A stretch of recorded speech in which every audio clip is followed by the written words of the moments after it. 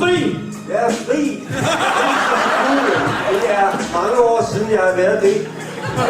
Jeg håber på, at vi ved det her valg kan få en ny regering og en ny kulturpolitik, der satser meget mere på det kreative, det inspirerende, det som rækker fremad. Og jeg håber meget på, at vi under alle omstændigheder kan få et samfund, der er noget anderledes end det, vi kender i dag. Hvor vi jo netop har en udvikling, det jeg synes er så frygtelig, så materialistisk, så ulige, så mange skævheder, så mange forskellige problemer.